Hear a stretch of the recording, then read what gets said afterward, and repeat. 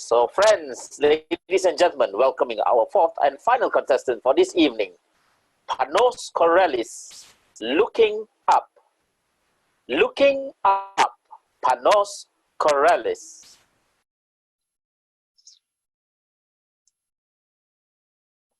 In the opening scene, a young musician in Barcelona is setting up his keyboard, but not at his studio, rather on his balcony.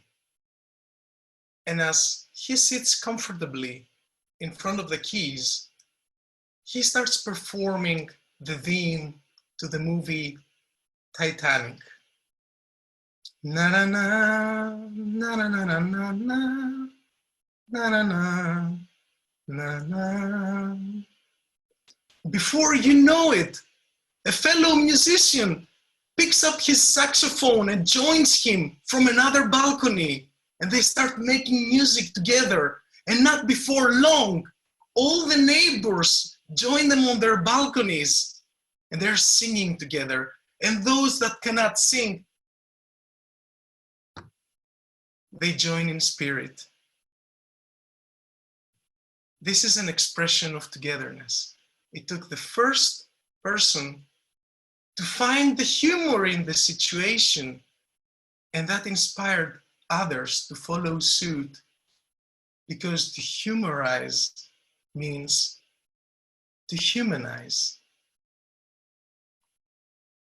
Contest chair, fellow Toastmasters, in those times that we live in that seem to be taken straight out of a Stephen King novel, I am glad to share with you that things are looking up. We heard a good example of how things are looking up from the musician in Barcelona. Perhaps a better example would be to observe the sharing and caring that is taking place all around the world. Humans are helping other humans. Take Toastmasters, for example.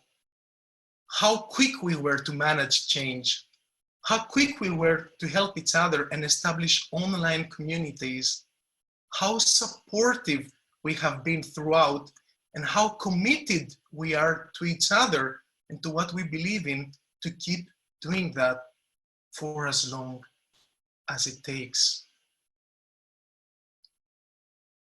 But perhaps the best example of togetherness that I have witnessed lately has been a global, coordinated round of applause for the doctors, the nurses, the medical professionals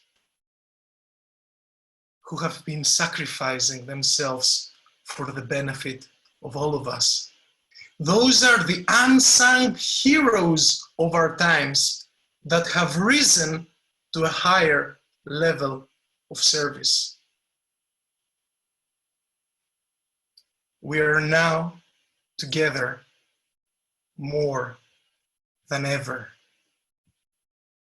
As Aristotle, the ancient Greek philosopher, said, man is by nature a social being.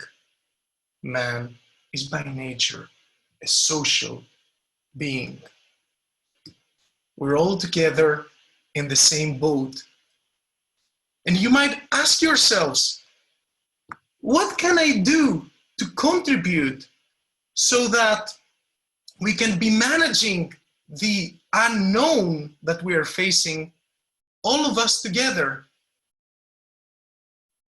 A good idea would be to keep performing daily, random, local acts of kindness.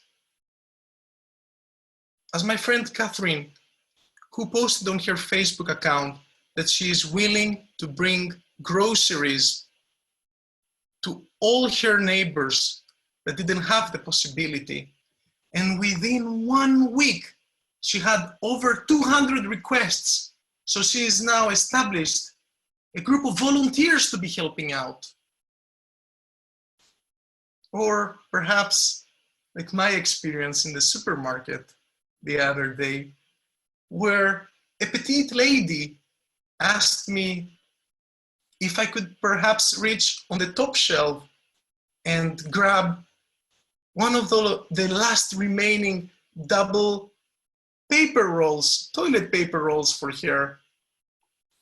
And when I did so, giving the pack back to her, she smiled at me and nodded thank you. And then I asked her, darling, do you know why it is called TP? She looked at me in disbelief and said, well, it is toilet paper. I said, well, yeah, that as well. But for the most part, it has become totally precious. And that made her laugh. That made her laugh. I feel like I made her day because I humorized the situation. And perhaps most importantly, remember to smile. In the days we live in and the times we live in, where our need for human touch is challenged, remember to smile at each other with every chance you got. Fellow human beings, we shall overcome this as others before us have even survived the Titanic. And our hearts will go on. If only we keep reminding ourselves and each other that things are looking up. Mr. Contest Chair. Thank you very much, Toastmaster Panos, Korelis.